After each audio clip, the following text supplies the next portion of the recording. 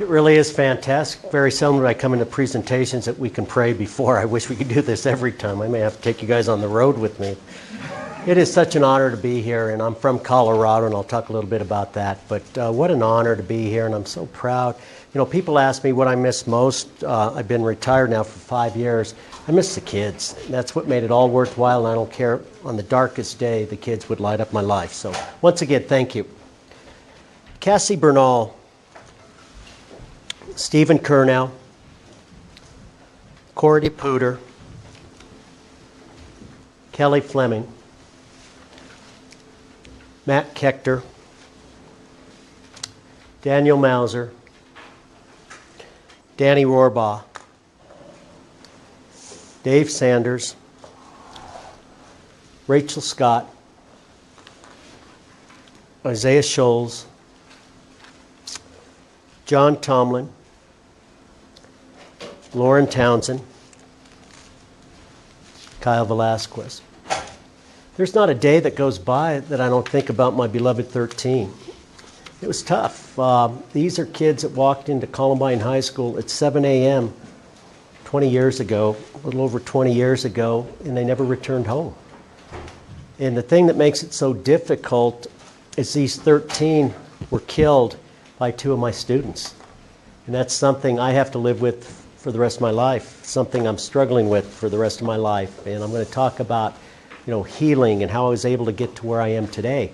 And I can remember 20 years ago, I couldn't go back to my house that night because the FBI was concerned about the safety of my family, and they wanted me to go to my brother's house. So I was living in Highlands Ranch, and I ended up going there to get a change of clothes and get to my brother's house, and I couldn't imagine everything that I had just experienced that I'm going to share with you. But I made a promise that night, there's nothing I can do to bring them back, but I'm going to continue to speak on their behalf. And that's the most important thing. And people will say to me, well, you know, Frank, you're out there speaking, and last year we had the Parkland situation, we had Marshall County, we had Bent, Kentucky, and we also had, at the end of the year, Santa Fe. And you're right, they continue, but how many have been stopped because of things we're doing differently? And the one thing that I'm going to talk to you about today, and if you don't figure this out, and we'll talk about things that people really feel that if we do this one thing, it's never going to happen again. But I don't agree. It's a combination of things. And I think the most important thing, and the thing that I wonder each and every day, it's so important about relationships with kids, finding out, taking care of each other. So I'm just honored to be here to share my story. You know, I'm a Colorado native, and it's funny, I'm sitting in this building, the Loprino building, and I grew up around the Loprino family. And before I went to Columbine, I actually taught at Wheat Ridge for a year. And I knew the Loprino family, they were students of mine, and so this is a very important place for me. But I actually grew up in North Denver, down on 36th and T-Home, and now they call it the Highlands. So if you move there, you got to pay about $250,000 more for a house than you should if they would have kept the name North Denver. But I, cradle Catholic. I grew up and I went to Our Lady of Mount Carmel. If you ever get a chance to just go, you need to go into that church. I mean, it's beautiful. It's the old Italian church with the stained glass windows. It really is. They built that church in 1894.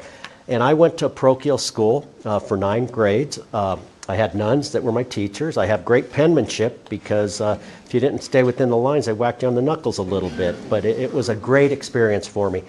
From there, I went to play baseball at Metro State College, and I got my degree from Metro State, and then I received a degree from Colorado State, CU, and my master's degree, and then I got an administrative license. And for 35 years, I was at Columbine High School. I started in 1979, and I retired in 2014 after 35 years, and I wore many hats. I was a history teacher. I was also the head baseball coach, assistant football coach. I was a dean of students. I was a Senate sponsor. And then I was principal for 18 years, starting in 1996. And a piece of advice, and I used to teach my kids, you know, when I was younger, they used to call me Mr. D, Coach D. As I got older, they called me Papa D. And so I'm going to give you some Papa D lessons. You know, one thing that I can tell you is being in college right now, when I first started out at Metro State, I had a great teacher in high school, and I'm sure many of you are going to choose a profession in which someone had a major impact on your life. Well, I thought I wanted to be an accountant, and accountants are great. But I went to accounting classes for 2 years, and it wasn't what I wanted. There wasn't that passion. And I kept thinking, gosh, is this what I want to do? And I can remember I was sitting in a cost accounting class spring semester, and the professor says, you need to buy a Wall Street Journal. I said, no, I don't. I'm out of here. And I dropped out, and I went to work in a grocery store. I became a frozen food manager in an Italian grocery store in North Denver. And I said, nah, I don't want to do this. And then I thought back to a gentleman, Chris Dittman. I can't even call him Chris. He was my baseball coach in high school, and he was my social studies teacher.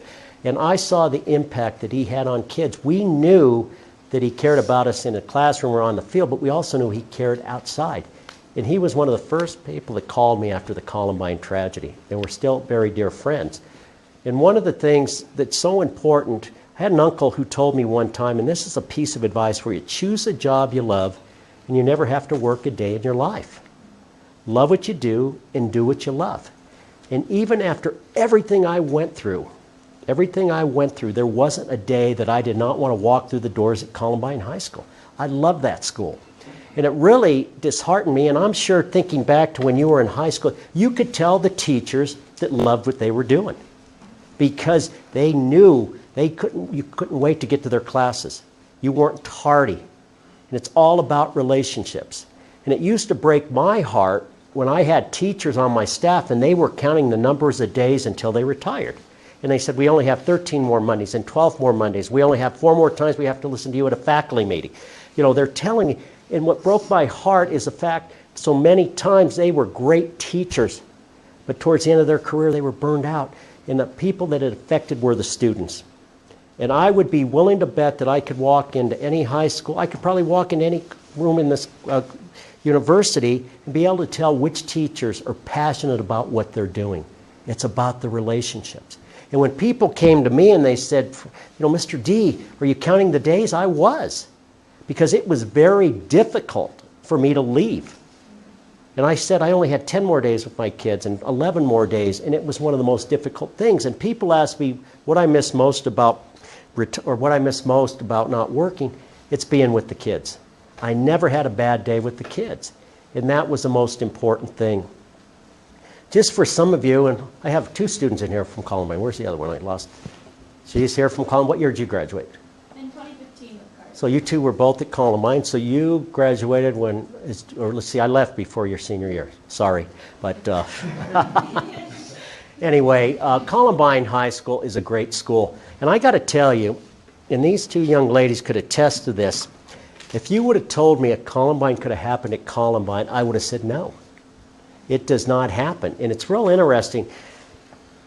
Because of the shooting at Columbine, I get called upon to go to Parkland, and I was at Sandy Hook and Virginia Tech.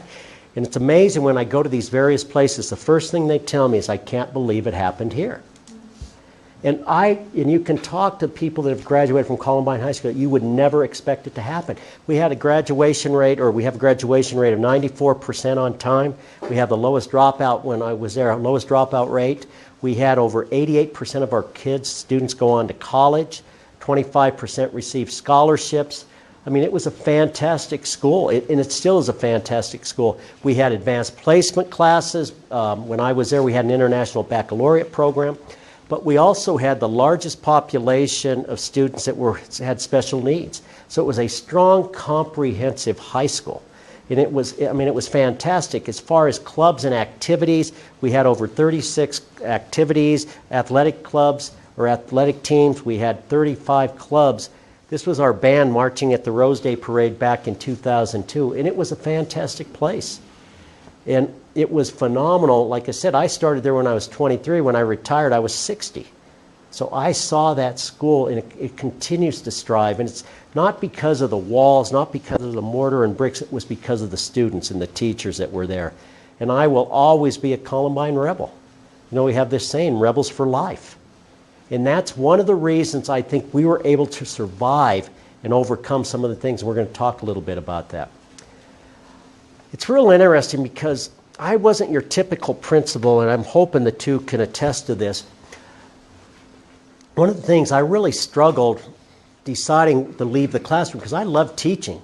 I loved going and lecturing. I loved the history part of it.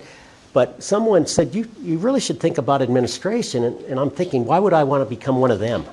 You know, one of those administrators. And a dear friend of mine said, Frank, your position is changing, but you don't have to change as a person. And you could do that. You don't have to be locked in your office all day doing paperwork. If the kids are important, and think about it, you teach, you have probably 150 students a day. We were not on block schedule when I was teaching. So you have an opportunity to meet with the 150 students, and then I coached a couple of sports, so you talk about another 100 students. But now, if you become principal, you're going to be in charge of 1,700. Back in the day, it was 2,000. And so you're going to be in charge of 2,000 kids, 150 staff members. You could make a difference.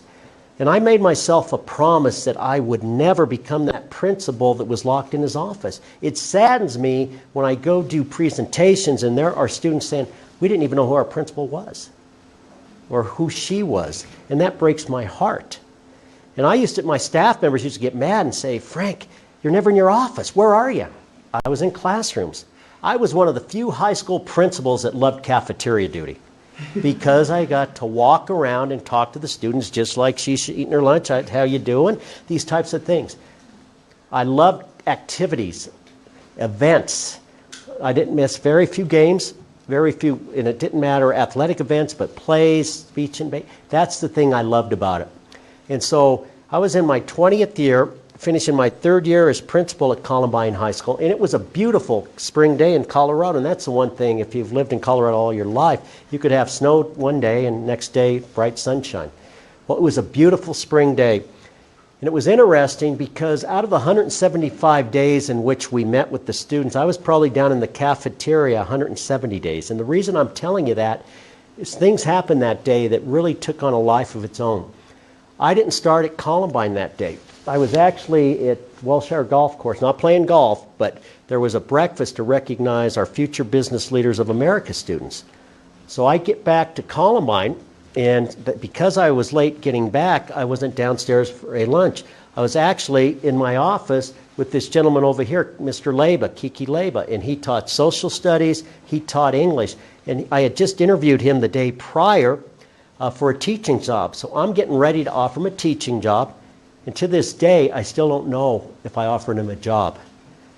And we tease about it, but he's still teaching at Columbine High School, because before I could have that conversation with him, my secretary, Susan White, comes running in, and the door is shut. There's a window like this on my door, and I remember her face planting, and I knew something was wrong. And she opened up, and she said, Frank, there's been a report of gunfire. The first thing that crossed my mind when those words echoed is this has to be a senior prank. I'd been there 20 years. I can count on 2 hands the number of fistfights we had at Columbine High School. This place, I mean, you couldn't find a better high school in my mind. Now, I'm sure you all went to great high schools also. But in my mind, this was fantastic. So to hear those words ring out, this was unimaginable. Until I ran out of my office. And Mr. Leba went down the hallway to the English area, social studies area. So as I'm coming down, and you can see right here, this hallway coming here, my worst nightmare becomes a reality because there's a gunman coming towards me. And I can remember what he was wearing. He was wearing a white baseball cap turned backwards, black jeans, a vest with a white t-shirt. And what I learned later, and I know you're studying this type of stuff, but I went through something that was known as fight, flight, and freeze. And everything slowed down, and I had sensory stimulation because I was able to block out a fire alarm sound. And it was so loud that we could not carry on a conversation, but I blocked that out. But I remember those strobe lights blinking and blinking. And the size, he had a long gun, and the size of the gun looked about the size of the cannon. And so as I'm running down the hallway, shots are being fired, and there's glasses breaking behind me. And I have police officers say, why would you run towards the gunman? And there was one reason and one reason only. I had my kids in danger. There were girls that were coming out of the gymnasium to go to a physical education class. They were unaware what was happening. There was a good chance they were going to die. And so I ran towards them, and all of a sudden they're saying, Mr. D, what's going on? And all of a sudden we go down there, and I said, we got to go. The gunman is, we can literally hear his boots as he's running towards us on a tile or on the floor there. The shots are being fired. I go to pull on the gymnasium door to get in there because I figured if we can get inside the gym, we're going to be safe. The door is locked. Girls are in a state of panic, and they're getting closer. Things start happening that I can't explain. I'm just thankful. As I pull on the door, go into my pocket. This was the set of keys I had. I reached in my pocket. The first key I pull out, I stick in the door, and it opened it on the first try. The very first try. And the key was not specially marked. And it's interesting, this past weekend, we had students from the class of 1999 to 2000. And it was pretty emotional because I had girls coming up and, were hugging, and they said, Mr. D, thank you for finding that key, because if you didn't find this key, I wouldn't have these two lovely kids. And I said, I don't think I had a whole lot to do with finding that key. I really believe that someone helped me that day. And it was amazing once we got inside. And one of the things that I got to tell you, in the generation you grew up in, prior to Columbine, the only drills we did were fire drills. That was it back, now we're talking 1999, and earlier we did fire drills, and how many students have been killed by fire in a school? But now, from the time, when did you start these drills? Run, hide, and fight, or lock down, lock out? Probably second, third grade? It's different. And what is happening now is not only did you learn this from elementary school through high school, but I bet you would have some plan in place today in here. Churches, movie theaters, we've seen it all in Colorado, so things have changed. And it's real interesting, just to let you know where we were 20 years ago, I got the girls into the gymnasium, and there's an area in the gym that we used to store equipment like volleyball equipment, gymnastic equipment, and I said, I'm going to put you behind these doors, and I'm going to lock these doors, and do not let anyone in. And we start talking about a special password. Well, we didn't need a password because I had a key, but for the time being, girls started arguing, saying, well, let's call it orange, let's call it blue, let's call it red light. So let's just forget about it. But it caused us to laugh for a little bit until we got outside. Well, I wanted to get outside, and I wanted to get them out of the building as quickly as possible because there was the threat of bombs going off. So I got outside, and the Jeffco police or sheriffs were coming, deputies were coming, and I went back into the building to get them. And then back in that day, what we did is they didn't even have plans for the school. They took me over to the police, and they gave me a grease board. And they said, what we want you to do is draw all the emergency exits in the science wing, because we had about 300 people stopped, and I couldn't even remember the numbers of the classroom door. And they're asking me to show where the exit doors were. And then they said, Mr. D, the SWAT team is going to arrive, and we need to know how the ventilation system runs in the science wing. I was clueless. I didn't know what was going on. I was in shock. And the sad thing about it, thinking back to 1999, there was a protocol being used called Secure the Perimeter. And one of the most frustrating things for the kids and the police officers is they were being told that they could not go into the building until the SWAT team arrived. And we actually had a school resource officer who was exchanging gunfire with the two gunmen. But he was being told, along with all the responding, they couldn't go until SWAT got there. SWAT arrived 50 minutes later. And I truly believe that if the plans would have been in place that we have today, we would not have lost 13. But it wasn't the police did not want to go in. That was a protocol. But now it's changed. And there's so many things that we're doing differently now that are really saving lives. And it really was a war zone. And it was disbelief. And I spent the rest of the afternoon helping the police as kids came out and trying to tell them. And we actually had one of the students that was in the vocal music room. And cell phones were not very good at that time in the cell service because everybody was trying to make calls. It was intermittent.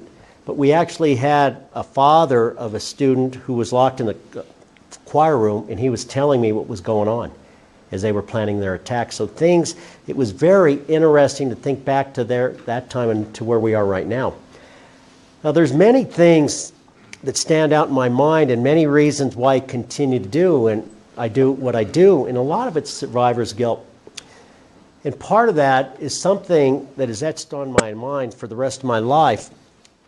We left Clement Park area outside of the school on Pierce Street, and all of a sudden I go down to Leawood Elementary. And we didn't know anything about reunification. We did the best we could. So they were transporting students out of the building. Many of them were being interviewed about what they had seen, but then they were being transported in yellow school buses down to Leawood Elementary. And then there was one of my assistant principals, Kevin Land, who was getting the kids up on stage, and then the parents would come up to get them. Well, needless to say, it was very emotional. Very emotional. But as the time went on, we're in this gymnasium at Leawood, and there's fewer people in there.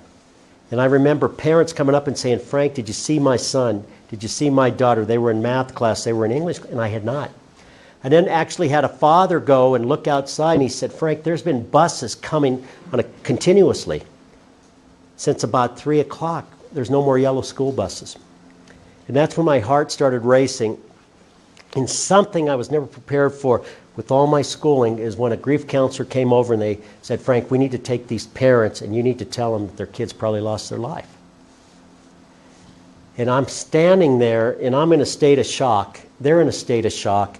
And the police are telling them that they have to fill out missing child report, missing person report. And I'll never forget looking into the eyes of those people. And I didn't have the words to say. And so many times when you go through traumatic events, trying to find the words. And the last thing that I could say to any of those parents that were their grandparents, I know how you feel, because I didn't. And now I'm not wearing my principal's hat. I'm wearing a parent's hat because I had a daughter who was attending Thunder Ridge High School at the time. And I'm just thinking, what would have felt like to have those words told to me on that day? Now, when I go out to Parkland, last year when I went out to Parkland and Santa Fe, the piece of advice I give to them, first of all, I said, you just joined a club in which no one wants to be a member. But we can combine, we can commiserate in everything that's going on. The second thing I stated, it's a marathon and not a sprint, because everyone wants to know when it gets back to normal, and it doesn't. Columbine has not been the same since April 20th, but it's striving right now. And we came together, we were forced to come together in a good way. And what's made Columbine so strong is the students, the staff, the community. I had so much support in the aftermath. I had my faith, my family, and my friends. Let me talk about my faith. It's so important to me, and I would not be standing here if it wasn't for my faith. And what I mean by that, and I don't know if you've ever questioned your faith in your life. I did. I was struggling. When I was at my brother's house that night, I just kept saying, God, how could you allow this to happen? These are innocent kids. Why? Why? Why? And I had never in my life questioned my faith as I did that night. But I go down to the church, and I had been a member of this parish for 20 years, St. Francis Cabrini. It's on Chatfield in Pierce. And Father Ken Leone said, Frank, you need to come down. I said, Father, I am overwhelmed. I feel nothing. I have not slept. I have not eaten. He said, you need to come down here. So I walk into the church, and in the sacristy, there's about 1,200 people. And all of a sudden, he calls me up on the altar, and a lot of the students of Columbine were also part of the youth group. And I made contact with someone who's near and dear to my heart, a gentleman named Tommy Tonelli. And he's a kid. I call him a kid. I taught him as a freshman. I've known the family. And it was so ironic that when I got up on the altar, we made this eye contact.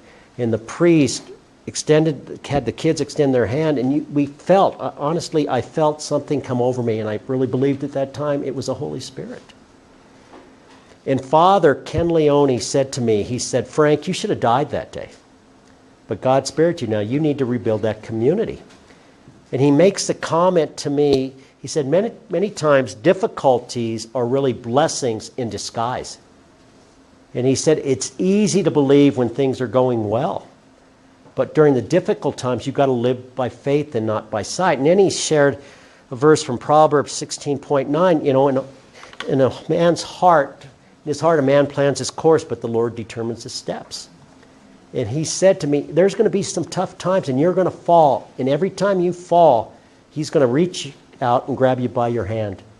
And there's going to be times you feel you're walking this journey alone, and there's going to be times he carries you. And those words just resonated in my mind. And he said, it is so important, don't give up that journey. And it was interesting. Someone said to me, God is writing your story. Quit trying to take away the pen. And that made so much sense to me that I had to believe during the good times and the bad. And if it wasn't for my faith, I would not have stayed at Columbine for 15 years after. If it wasn't for my faith, I wouldn't be able to stand in front of you and share my story. My faith was so important to me, and it still continues. One of the things that happens, and I don't know in your life, if something happens, you kind of throw yourself a pity party. Poor me, I can't believe this happened to me, me. When my life started changing, is we had 4 students that were critically injured. Patrick Ireland, if you watched any of the footage of Columbine, he was a boy dangling from the window. Patrick Ireland, then there was Sean Graves, Anne-Marie Hallcoulter, and Richard Castaldo. And after they were released from the hospital, they had a long period of rehab, and so they went to Craig Hospital over in Inglewood, Colorado. And so I would go visit them every Saturday. And when I left that facility on Saturdays, I wasn't feeling sorry for myself because I saw how their lives had changed. These are kids that are 14, 15, 16 years old. Patrick Ireland was a junior when the shooting occurred. He had straight A's up through his second semester of his junior year. When I walked into Craig Hospital, he couldn't even put words together to make a sentence.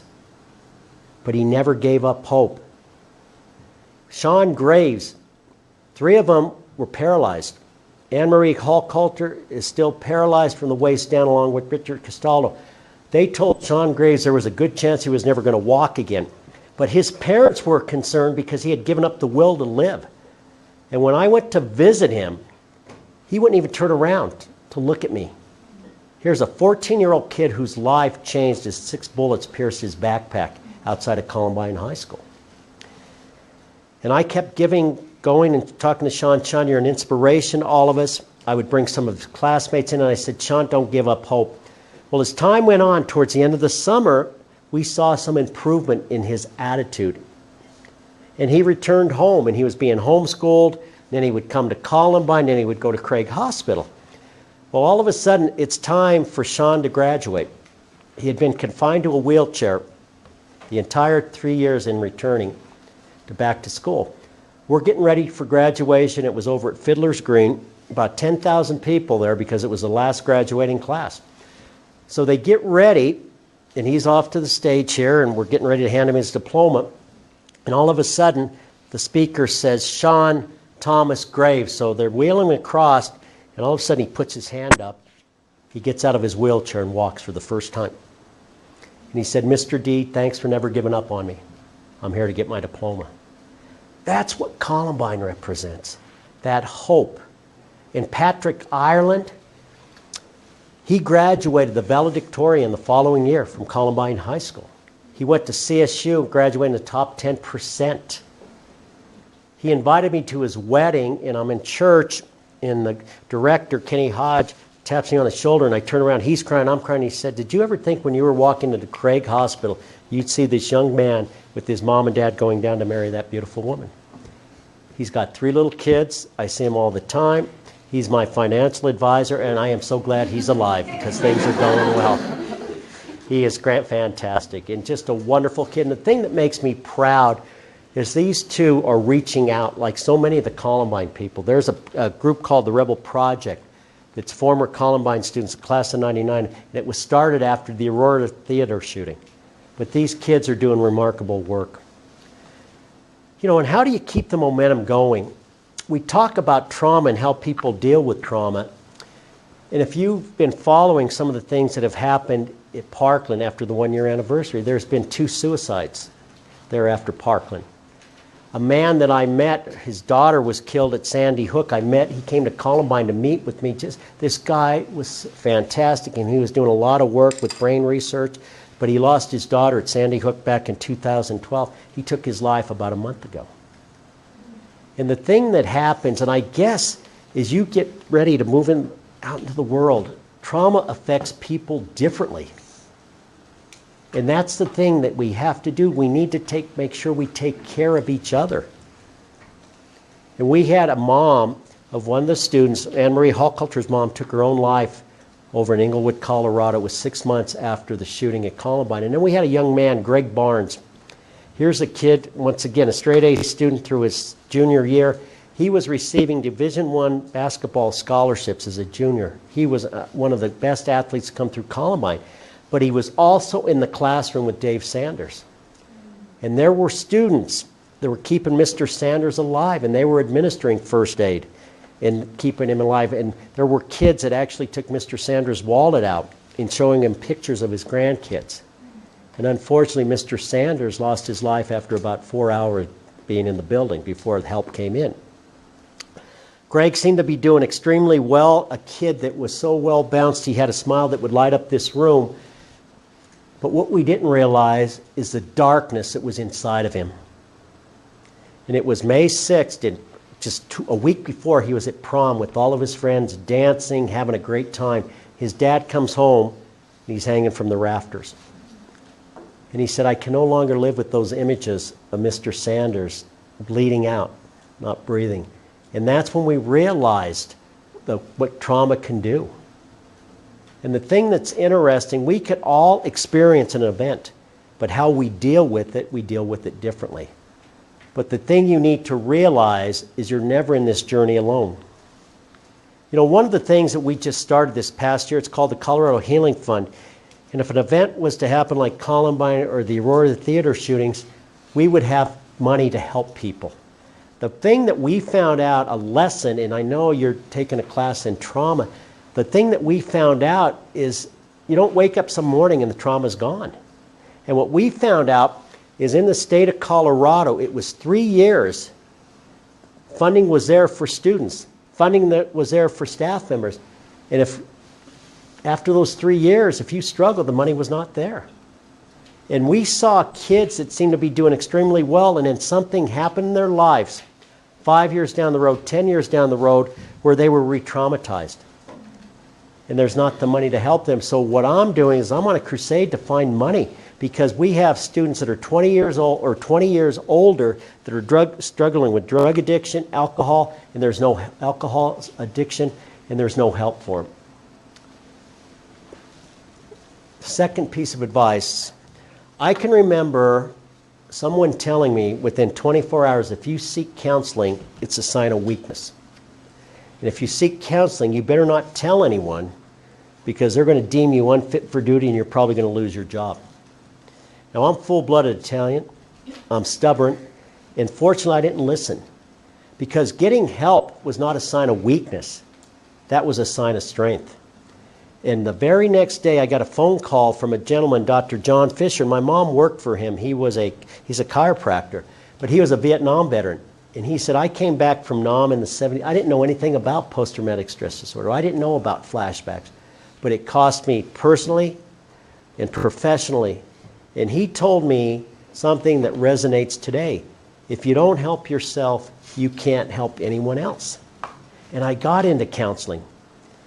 And this weekend, last week was a very tough week for me. On Sunday, I met with my priest. Yesterday, I met with my counselor just to check in. And it's the most important thing, because if I'm going to continue to go out and help other people, I have to take care of myself. And here's a Papa D lesson. Next time you get on a plane, I want you to think about this. When the flight attendant, and listen to the flight attendant one time when you're on the plane, because I want you to hear this. When the flight attendant says, if this plane, the cabin loses pressure, there's going to be a mask that comes down. And before you have to help that child next to you, before you help that elderly person, put the mask on, because you got to help yourself before you can help anyone else.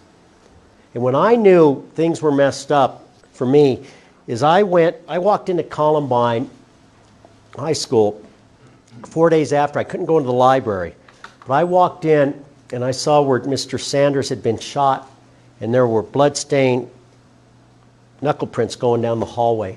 And Mr. Sanders was a dear friend of mine. And what makes it even more difficult, if he would have stayed in the faculty lounge that day, I wouldn't be presenting to you today. Because he came up the stairwell the same time the gunman was coming towards me. As the gunman comes towards me, he spots Mr. Sanders and stops momentarily, shoots Mr. Sanders, and Mr. Sanders dies. Mr. Sanders is someone who mentored me. He coached with me. My last game that I coached, he was in the dugout with me, so it was very tough when I found out he had died. And I walked in, and I saw the bodies, or the outline of the bodies, and I got a little bit emotional, but it wasn't the reaction I expected. I saw evil at its worst. And it was interesting. I went to the Colorado Rockies baseball game, and it was 4th of July, and I had an experience I had never had in my life, and I'm sitting there. They take us from the left field bleachers down onto the field, and all of a sudden the fireworks start exploding. I have a meltdown. I get in a fetal position, I'm crying, I'm nauseous, and my family's looking at me saying, what is wrong? And that's when I realized what post-traumatic stress disorder was. It was a month later, or it was actually before July 4th, I walked into the library at Columbine High School. It was a crime scene. And no one ever went back in that library that following year. And the police officer, or FBI, actually walked me around and showed me how each kid had lost his or her life. And it was still a crime scene, and I showed no emotion. And that's when I realized things were tough. And where my counselor helped me is when he said, Frank, if you walk in that building, and each time you walk in it, you're seeing kids dying, you're never going to be able to return as principal. He said, we need to change that mindset. You need to walk in that hallway, and now, instead of seeing those kids dying, what I envisioned then was Lauren Townsend playing volleyball. I had known Lauren since the time she was a little girl because her mom was a volleyball coach when I was coaching. I envisioned Isaiah Schultz high-fiving me. So it was all this training that allowed me to continue. The next thing, and guys, I don't know if you've ever been told this, you're a guy, you can't cry. You know, you got to be tough, don't cry. Now, I'm full-blooded Italian. I get emotional at the grand opening of a Walmart, and people are telling me that I can't cry. And it's tough. And I'm telling you, don't ever, ever have someone tell you not to do something if that's who you are. Now, are there stronger leaders than me, smarter leaders? Yes. But I was a leader, and I led with my heart. And people ask me all the time what kind of principal I was prior to the same one after. And it was interesting because we could not go back to Columbine. We had to finish over at Chatfield. And they opened their doors and they opened their hearts. But I asked the superintendent and school board member, I said, can we wait a couple of weeks before we go back to school? Because we had 13 memorial services we had to go to. And the last thing I wanted were students to go to a memorial service and then go learn algebra. And so we waited. Well, anyway, we used to meet with the students on a voluntary basis. There's a church up on Bowles called, West Bowles Community Church. And so the students came on a voluntary basis. The teachers and staff would meet every day. Well, it was a Thursday before I went down to St. Francis Cabrini. The counselor comes in and says, you know, Mr. D, your kids need you. I said, I have nothing to give. I had not eaten in 2 days. I had not slept in 2 days. I said, I cannot. I have nothing. They said, you need to come with us. I reluctantly walk into this big auditorium over at the church, and as I walk in, the kids start chanting, we love you, Mr. D, we love you, Mr. D, we're Columbine. Well, the purpose of this story is all of a sudden I walk up on the stage and I can't even face the kids. They're crying, they're hugging each other. And the counselor puts his arm around me. He said, what do you see? I said, I see a lot of kids that are emotional. And he said, before you walked in here, these kids were stoic. These kids didn't know what to feel. And you granted them permission to cry. And he said, that's what they needed. And so in our lives, do what you do best. Be yourself. Because he said to me, your words, you didn't say a word, but your actions spoke more loudly than anything you could have said that day. And that's when I learned if I was going to do things, I needed to be a role model for our kids and our staff. You know, one of the things, and now we're going to talk a little bit about the effects of trauma. When we went back to Chatfield High School, the parents decided they were going to put up an archway of balloons because our school colors are blue and silver. Great idea, until the balloons started popping. Kids started driving. Literally, kids are walking through and we saw kids diving on the ground. If a door slammed, we would have kids that would start crying. We could not do fire drills without warning the students. We would have 300 to 400 kids that would not be there on the day of fire drills. Or they would have to be outside because it would re-traumatize them. We could not serve Chinese food for 3 years because that was the food that they were eating. These were all triggers for our students. Teachers had to change the curriculum. They could not show a World War I movie because of the risk of gunfire triggering emotions. We had teachers, and as I stated previously, we can all experience the same event, but how we respond afterwards is different. First day back over at Chatfield, after talking to psychologists and counselors, they said, I think the best thing would be for the people, all your staff members, to meet with the students they were with when the shooting started. So I was with the girls, but I had a dear friend of mine who I grew up with in North Denver, and his name was Joe. The last time he saw kids, it was on April 20th. He's actually running down the hallway, the south hallway out the east doors as shots were being fired. First thing he does, he walks into his class. First time he saw those kids, turn in your homework. Kids start crying. Parents start calling and say, what kind of teachers do you have at your school? So I called him in my office. I said, Joe, we need to talk about your empathy skills just a little bit. And he started crying. He said, Frank, I can't. If I talk about it, I'll never be able to heal. And that's when I learned that people deal with things differently. And there were people that wanted to constantly talk about it. There were others who felt the sooner I get back doing what I was doing before, that's going to help me heal. And then we had some people in between. And then we had parents. One of the things that was really interesting, if you have relatives, grandparents, great-grandparents that fought in wars, a lot of times they don't want to share what they experienced. We saw the same thing with the students. They did not want to tell their parents that they were hiding in a freezer back in the kitchen area. They did not want to tell their parents they were hiding in a cabinet. And the parents said, Frank, can you talk to the kids? They usually listen to you. So we have this big assembly at Chatfield, and I said, this is not going to make sense to you until you become parents. And I said, that better not happen anytime soon. But I said, when your parents heard that there were shots being fired, their hearts started racing. And your dads were wondering if they would ever walk you down the aisle on your wedding day. And your moms wondered if they would ever hold that baby, your grandchild. So you need to go home and you need to love your parents because they love you and you need to love them.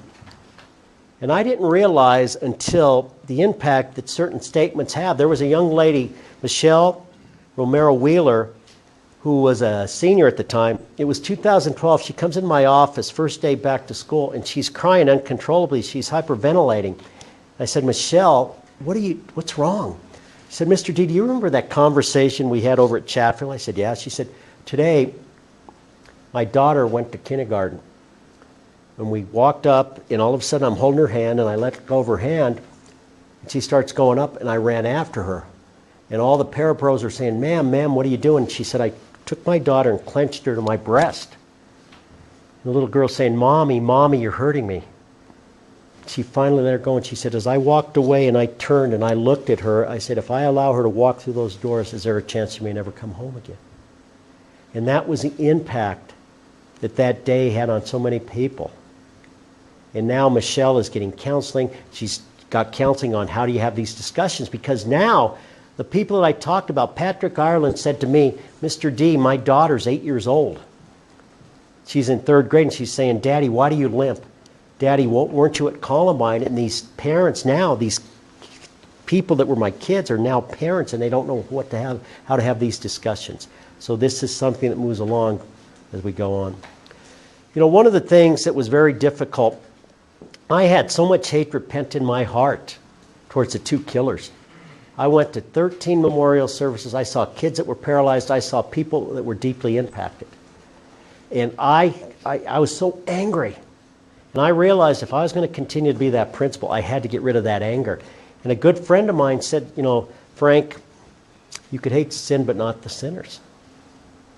And that was so important to me. I could never forgive what they did that day, the act. But I had to get rid of that hatred towards them. If not, I was not going to be able to continue to be the principal. And that's tough to do in our lives when you feel someone has hurt you. But I could not live with that anger because I had a bigger mission. I had to rebuild that community. You know, one of the things we talk about is I loved my kids. And it wasn't like an event had to happen before the kids knew how I felt. I can remember it was the Friday before, and my two students here today, we used to have prom assemblies, and I would always talk to the students about making wise choices and about the vulnerability. And I talked about a friend that I lost in high school on a motorcycle accident. It was 3 days before, or it was actually, 3 days before on Friday, we did this prom assembly, and I had all the kids, classes 99 through 2002, close their eyes, and I told them that each of you are a valued member of this Columbine family. Each of you are not in this journey alone, that we're family. And I said, I want you to think about, keep your eyes closed, what it would be like when you open your eyes if the students sitting next to you today are not there because of choices you made. And I can remember telling them, I look forward to your 10-year reunion. I look forward to being invited to your weddings when that day comes. And I said, I want to see each and every one of your smiling faces. And I had them open their eyes, and I told them how much I love them. I didn't know 3 days later Columbine would be happening. And I had to meet with those students the following day, and as I walked in, it took me back to that Friday. And I said, you know how much I loved you Friday? I love you even more now, and we're going to get through this. So that's how we got through some of the things we did. And I'm so happy every year going to reunion. Every year I go to 8 or 9 weddings of former students. And they said, you told us you'd come. And I said, yeah, I'm here. And so it was great. Leadership, you know, one of the things, best piece of advice that I could give to you is you treat people the way you want to be treated. And I learned as a leader, there are people that lead through fear. There are people that you better do this. I never in my life had to tell someone, a staff member, you will do it because I'm your boss. I never had to tell a student, you will do it because I'm your principal. Because that doesn't work. It's all about relationships, mutual respect, and I think that's an important point to make. I went and spoke at a university called Soka University. It's in Laguna Beach. And it was a graduate class, and after 2 days, one of the students sent me this, and he said, Mr. D, I'm going to call this Mr. D's Bees, and it's a list. It doesn't matter what occupation you're in, but it's good. As a parent, I look at this as a grandparent, being visible in our kids' lives, being honest, empathetic.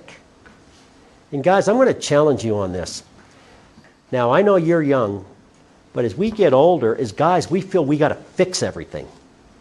I got in a big argument with my wife this week, and she works up at CU Boulder, and she comes home and she had a rough Friday. And she's saying this, and this. Within 30 seconds, I'm telling her how to fix it. In 5 seconds, she's saying, I don't need you to fix it. I just need you to listen. And so many times we feel we got to fix something. How many times do you have a friend says, can I talk to you? And they just want to talk. And right away you're saying, well, you got to do this, you got to do this, you got to do this. Take time to listen. I love this quote.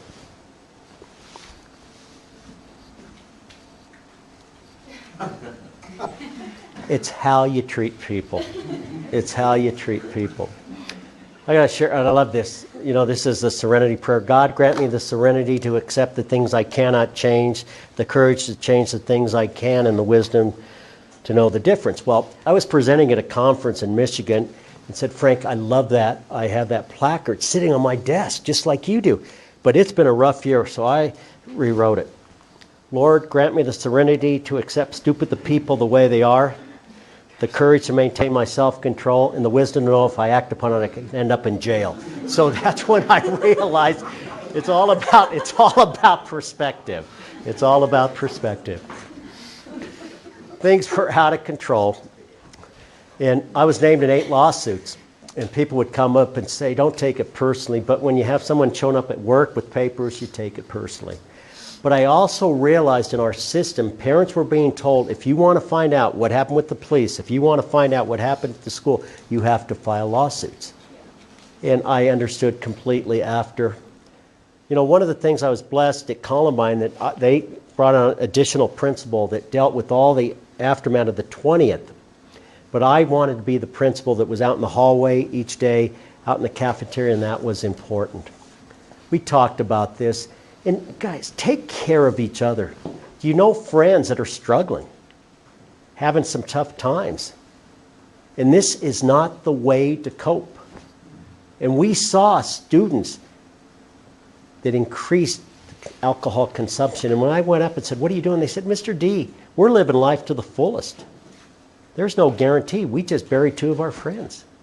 But I can assure you, this is not the way to deal with trauma.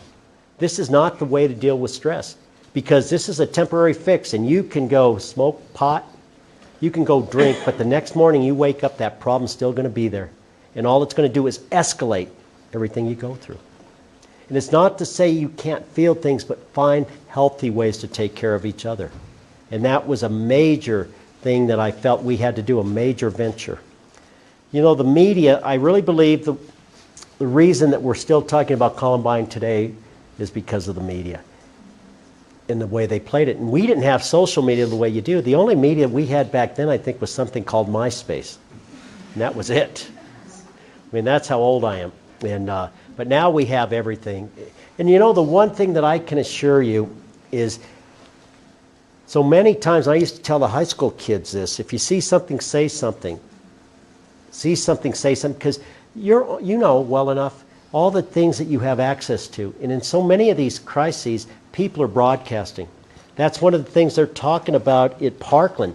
Were there warning signs? Because there were postings. There was information shared, and was anything done about it? You know, it's all about teamwork. And for me, you know, what really changed is when we got the support, that we were never in that journey alone. And I learned a long time ago, you can't determine what happens to you, but you can determine how you respond. And for me, I'm a positive person. And one of the things that I learned, and think about this in your own life, unfortunately, we spend 95% of the time dealing with 5% of the people who are negative that we're never going to change. That is wasted energy. What I look for in my life is I look for energy givers and not energy takers. And how many times you're having a great day and you get around people and all of a sudden you get depressed just within a 5-minute conversation. So you can decide what you want that attitude to be. If you think you can or cannot, you're right. And I love this quote. You know, every day may not be good, but there's something good in every day. And again, it's not that I just walked around whistling and balloons and ponies, but I had to be positive because I was afraid if I got down, I would never be able to pull myself back up. And I try to find the good in everything. This is one of the things that kept me going. People said to me, and I know the girls, not that they were ever in trouble to come into my office, because kids came into my office, but I had this wall. It was called the Wall of 99, and people kept saying, how can you look at that each and every day and continue to be the principal? I said, the reason I continue to be the principal is everything on that wall. There was a hat right there. When the kids were supposed to graduate, I would call the parents in and give them cap and gown for their kids, and it got pretty emotional. The year that Kyle Velasquez was supposed to graduate, his parents come in, Phyllis and Elle Velasquez, and they said, Frank, let's cry because we lost and smile because we had him. And so all of a sudden, they're getting ready. They walk out, and they come back, and Mr. Velasquez takes his hat off, and he said, Mr. D, this was Kyle's hat, and I know what he would want. He would want it right there, so when you walk out of this door, you remember how much you loved your kids and how much they love you. Now you keep doing what you're doing. And that's the inspiration that kept me coming back. Had a lot of cost. I've been in 6 car accidents in the month of April.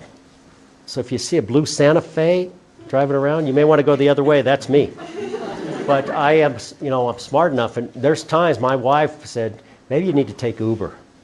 But I know when things are happening. Unfortunately, one of the things, I went through a divorce after 18 years, and a piece of advice that I learned is I did such a good job of taking care of everyone, all the students, the staff, and I thought my family would be okay, and I wasn't there as much as I needed to for my family. And that's one of the messages that I shared.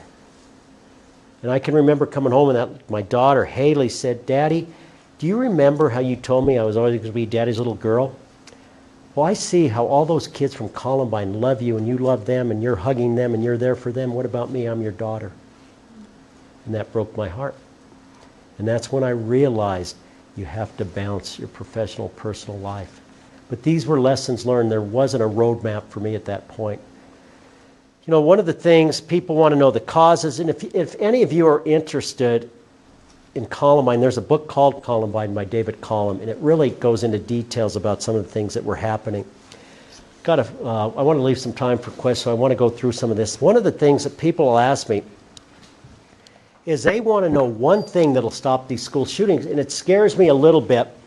Like last year after Parkland, when politicians are stating that if we have tougher gun laws, I can guarantee you there will never be another school shooting. That scares me a little bit because that's one piece to the puzzle.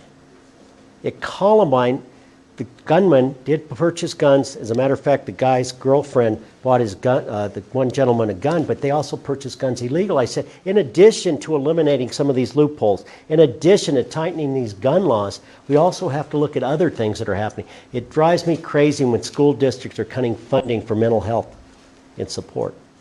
It upsets me when parents need to know what young people are doing with social media. Parents not sure what's going on in their kids' lives. These are all the things. Police need to work with mental health workers that need to work with administrators, so we need to put the pieces of the puzzle together. You know, one of the things that we have in Colorado, and you're all Colorado students here, you're aware of Safe to Tell, a 24/7 anonymous tip line. And that is so important. It saves lives. And then, I love you guys. We talked a little bit about this. People ask why I stayed as long as I did. Originally, I was going to retire in 2000, not retire, but leave after the class of 2002, but I still had about 10 years before I could retire. So I decided, Father Ken said you need to rebuild a community. I was going to stay until every kid who was in elementary school in the Columbine area, I was there.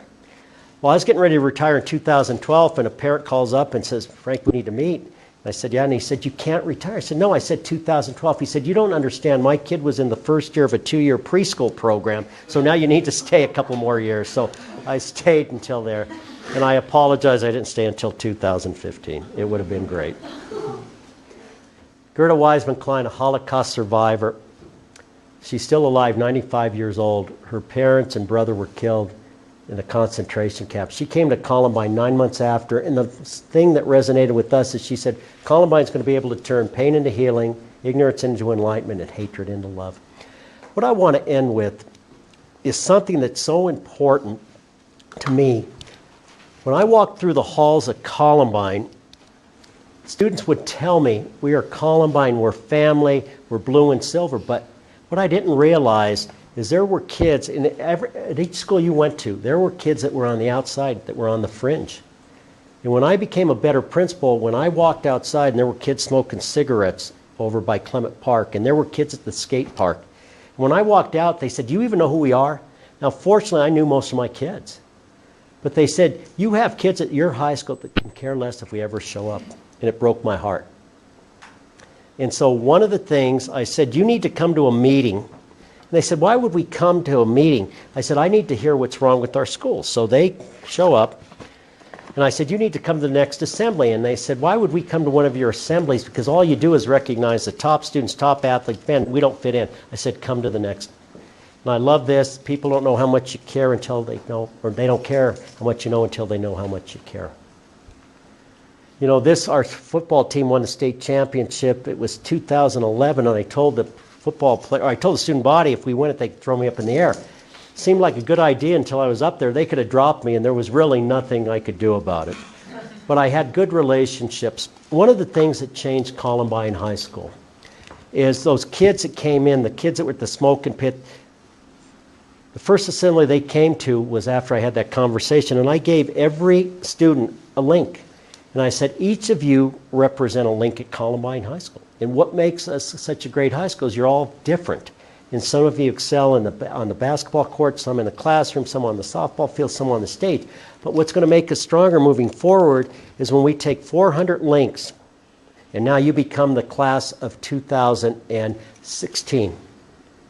And now you take 400 links and you have the class of 15, 14, and 13. But what's really going to make us strong is when we become 1,700 strong.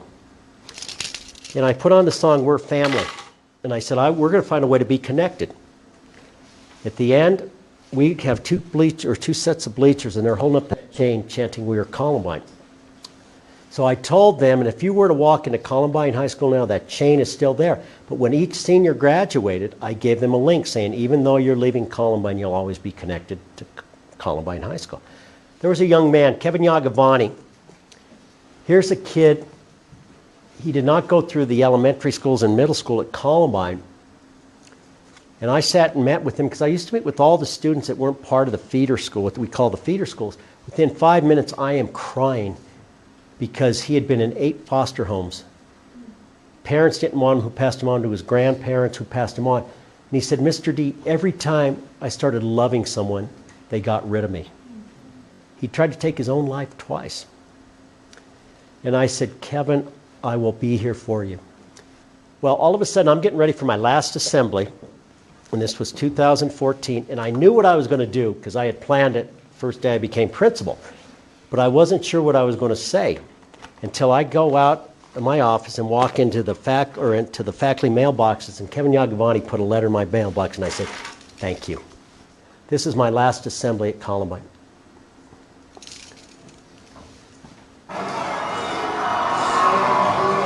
Now comes the moment 18 years in the making. When he first became principal, he promised himself he would find a way to fly at his final assembly. He's also afraid of heights. You're going to face many fears in your life. You got to believe. Believe in that link. And things happen in our lives that we can't explain, but I'm going to read you something. Kevin Yagavani transferred here. He never got his link. It says, "Dear Mr. DeAngelis, the acceptance and family atmosphere that you helped create here at Columbine has really grounded my life. Has helped me create friendships that I will always remember. Thank you for being such a great principal and instilling the best school-wide atmosphere I've ever had. At this time, I want Kevin Yagavani to come down so I can present him with the Columbine link."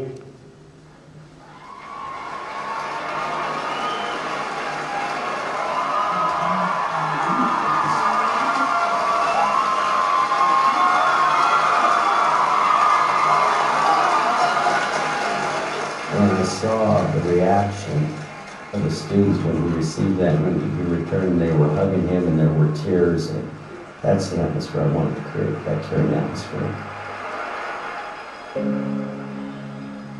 Good morning, members of the committee, and just want to take this opportunity, this is the last time we'll get a chance to address you and know that even though I'm not going to be your principal, you're still going to be my kid.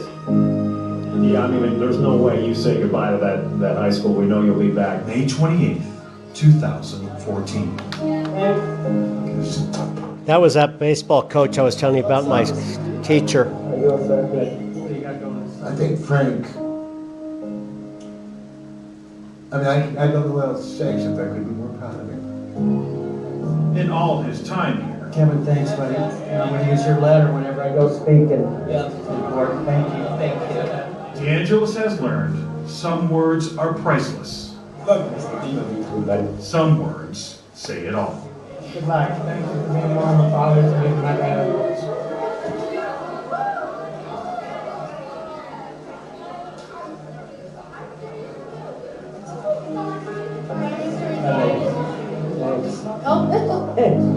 Bye. Enjoy.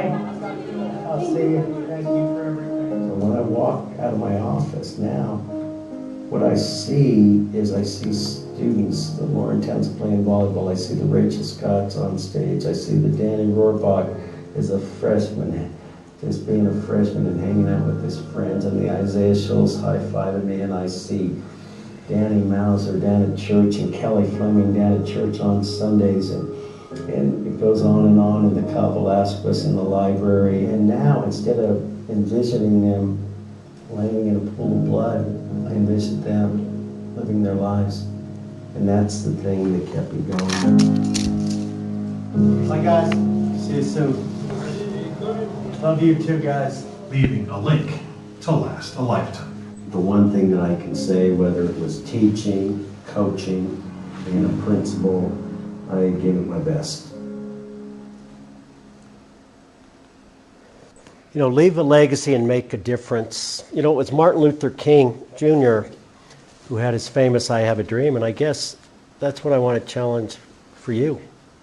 What do you want to do with your lives? What do you want to do once you graduate from this wonderful university? Someone told me, it's a Chinese proverb, when planning for a year, plant corn. When planning for a decade, plant a tree. When planning for a lifetime, educate and train. And that's what you're doing. And I told you I go out and speak on behalf of the 13, but there's also another reason. It's my little granddaughter. She is the love of my life. She's spoiled to death. She's 5 years old. And I've made a promise to her that I'm going to do everything I can to take care of her, that she doesn't have to go through what those poor little kids did at Sandy Hook. Or like the kids at Columbine hiding under the library tables. And I'm going to do everything I can. We need to take care of each other. This past Saturday, it was the 20th remembrance.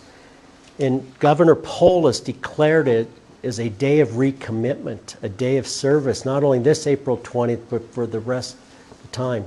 And so that's my challenge to you. Make a recommitment. Take time out of your busy schedules to be nice to someone. Unfortunately, what we see in our country, and I think back to 9/11, where we put all of our political views aside. It didn't matter if you were Republican or Democrat, independent. We were Americans, and we were violated, and we came together. But unfortunately, a month later, we're right back in acting the way we are. I'm worried right now about our country. I grew up during the 60s, during the Vietnam War, during the racial riots, and we were so divided, and we're there right now. And we need to take time to listen to each other. You can have strong views one way or the other, but we're so engrossed in what we're doing, we don't even take time to listen. So if you want to do something to honor the 13, let's recommit to make this world a better place. And I have the utmost confidence. This is our future. I do a lot of presentations, but what I love is being with students and kids. And it was such an honor for me to be here today. Ms. Perry, thank you for the opportunity.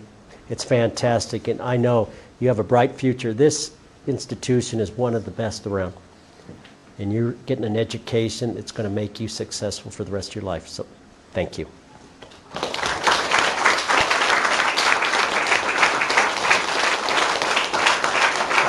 Yeah, open it up for questions. Anyone, questions?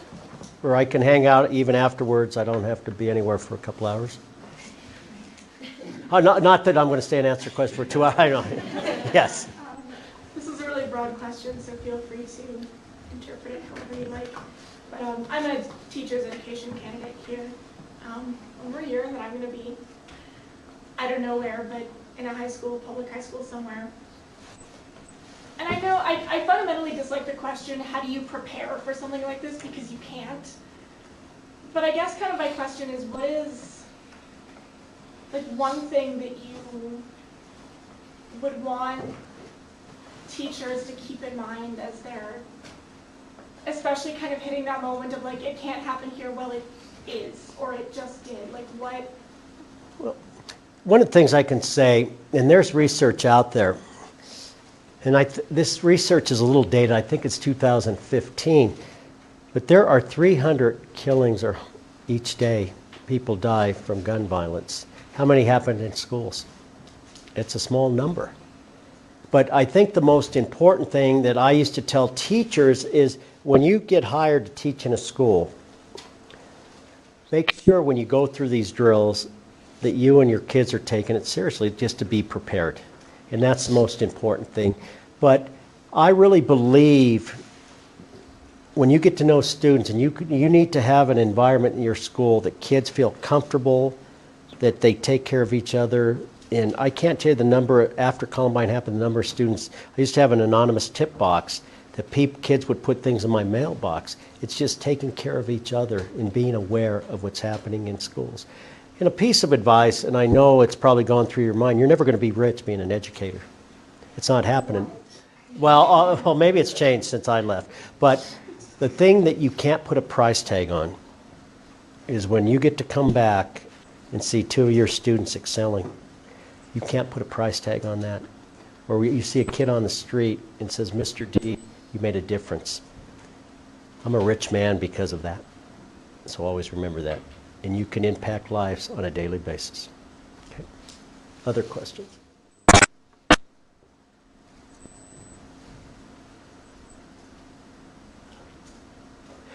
Yes? What was it like directly after that day? Like how long were you out of school until you decided to start school back? Was it for the rest of the year? Was it a week or two? No, Columbine happened on April 20th, was a Tuesday. We couldn't go back into the building, but we still had, the seniors had 1 month and 2 days. They graduated on May 22nd. The rest of the students had a week after. So originally they were going to take students and put some over at Dakota Ridge, which is in the south area, some at Chatfield, some at Bear Creek. And I said, the last thing we need is to be separated. So Chatfield said, what we will do is we'll go to school in the morning, and then you go in the afternoon. But originally, as I think I stated this, we didn't want to go back right away because we had all those services. So we actually returned to school, and I think it was May 4th. We had a big concert, or rally up at Red Rocks. Big Head Todd and the Monster, I don't know if you know who they are.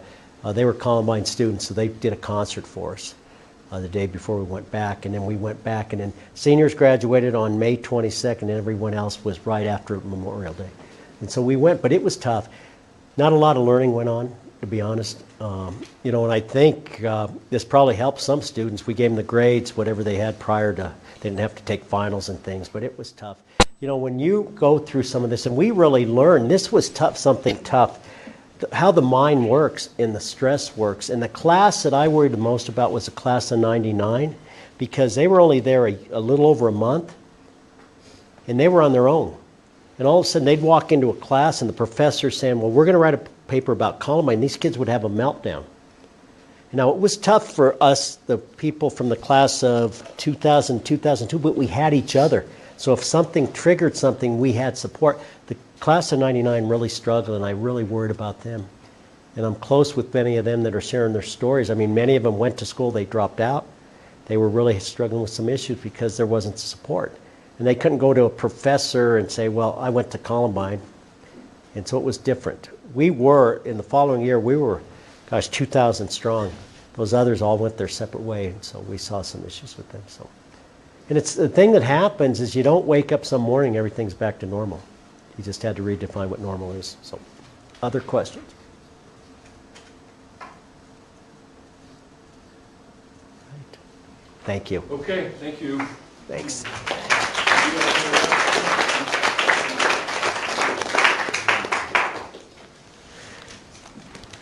Okay, take a break. Go. Go ahead. Breathe. All that.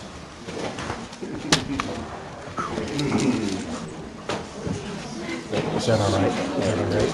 I appreciate I hope that's what you're looking for. it. Was all in Great. I've read a book about this weekend. If you ever have people of faith, just to have a resource like that, but I'll send it to you. I would love it. I would love it. It was tough. The faith piece is so huge to me. Yeah. But I'll tell you, there's sometimes, and what people like, it was